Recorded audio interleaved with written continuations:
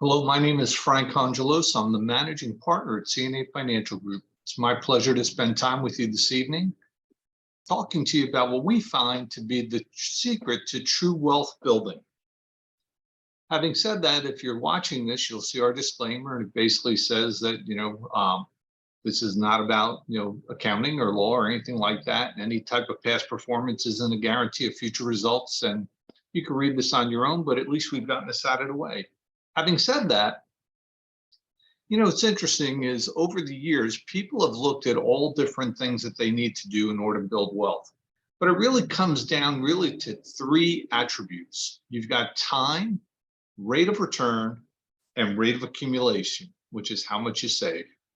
At the end of the day, however, what it comes down to is, what is it that you can actually control? Can you control your time, the rate of return, or accumulation? And the reality is that if you're here, let's say you're in your mid-30s or 40-year-old, and you're planning for retirement, time-wise, the only thing that you could do is maybe extend that you're going to work longer. So time is not something that you can really control. Rate of return, we know that you can't control, but we can all control the rate of accumulation. The challenge, however, with controlling rate of accumulation is that life is about a balancing act. And historically, the way that rate of accumulation works is that the more I want to save, the more I have to sacrifice lifestyle today. So to plan for my future requires that I'm going to give up some type of enjoyment of my cash flow or capital today for planning for tomorrow. And for many people, that just doesn't work with regard to inflation. They want to enjoy life now. I've heard a term, YOLO, you only live once. And so with all of that goes on in life and all the things that we want to enjoy today, this catch really does get in the way for many people. So having said that, we have an interesting opportunity. We've actually found a process that would allow you to increase your accumulation rate, whereby you can accomplish the following. What if you could accumulate more wealth? You don't have to take any additional risk, okay? And at the end of the day, you don't have to give up any lifestyle today. I'm never going to mention what I call the B word. We're not going to talk about getting on a budget. I mean, if you want to do that, that's fine, and it's up to you, but that's not the essence of what we want to talk about today. What we really want to talk about today is really a process and a platform and coaching around cash flow and how to hold on to more of your money to increase your rate of accumulation. Now, having said that, I always like to start with a perspective. And the perspective is that we do earn a lot of money over our lifetime. So what you see on the screen at the moment is a study period of, say, 30 years. So this could be someone who's 30, 35, even 40 years old. And let's say that we have a household income of approximately $150,000. If we were able to hold on to every dollar that went through our hands, and let's assume that we were getting, rate increases over the years of 4%, the amount of money that goes through our hands is over $8 million. The reality is that most people have never held on to this. They don't have this type of money. They've never have and never will. Here's another perspective. Imagine not only if you could hold on to the money, but you also got a rate of return on it. Imagine if you can hold on to every dollar you ever made with that rate of inflation of 4%. And let's say we parked it at 4% elsewhere. Basically, the value of your cash flow, the value of that $150,000 a year going through your household income is over $14 million. Now, I know that it's not possible to hold on to it. Next slide that I'm showing you really breaks out the reality of it, which is by the time we pay out to taxes, we all have some level of debt, whether it be mortgages, car payments, car leases, student loans, or whatever the case might be. And even then, we've got to have lifestyle, which is we've got to live, we've got to eat, we've got to do all those things. The reality is that many Americans save at a rate of about 5%. As a matter of fact, when they save at 5%, it becomes almost a standard because the most common retirement plan on the market today is a 401k plan. And in a 401k plan, most plans are what are called simple plans, or safe harbor, as we would call it. And a safe harbor plan usually has somebody putting away 5% in order to get a match on that. And so if somebody was able to put away 5% of their pay, have their cost of living going up every year, and let's say that they receive 5% on their money, and I know that that 5%, it could be more, could be less, but it's only an example. The reality is that they would have accomplished about $840,000, $850,000 worth of retirement savings. Now, that's a lot of money, granted, but the reality is that $850,000 and having to utilize that over your retirement, which could be 10, 20, 30 years or more, may not really cut it. So the question really becomes, how can we do better than this without giving up any of our lifestyle today? And so the way that we do that is we actually just change the process around saving, and we just do one little thing. So this is an example, by the way, of what I just showed you a moment ago, and it was showing that $840,000 how it accumulated, which basically, if we thought about it, in year one, we earned $150,000 gross. We had $142,500 to live on, minus taxes and everything else. But the $7,500 is what went into that 401k plan at 5%, like I pointed out a minute ago.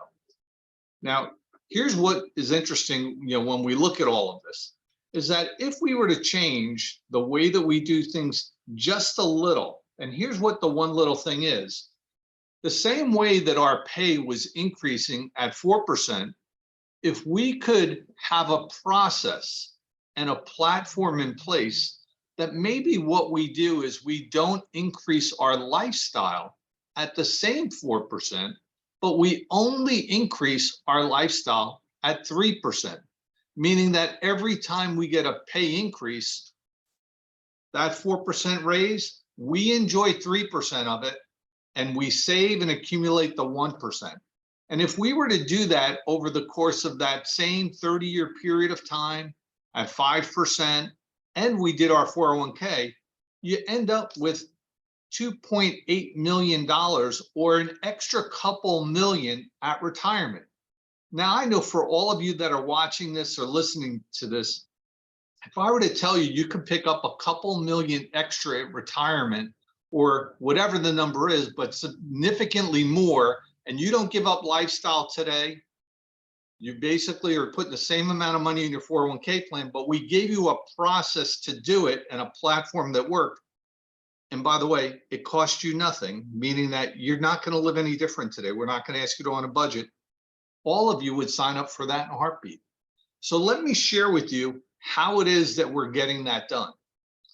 What you see now on your screen is the very traditional way in which cash flow works. The way cash flow works today is we earn, we pay taxes, we have our payroll deductions such as retirement, 401ks, health insurance, and everything else.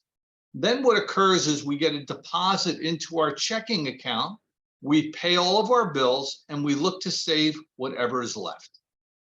The challenge here is that all of our spending is the first thing that occurs before anything else, and we look to save what's left. The catch is the more we make, the more we spend. I don't care if you make 50,000 a year or 5 million a year. I have clients that have significant earnings, and we all look at each other once in a while, and I go, well, you earned X and you paid X amount in taxes. Where did you put it? And I hear this all the time. Geez, Frank, I don't know. It did. I know I was making great money. I don't know where it all went.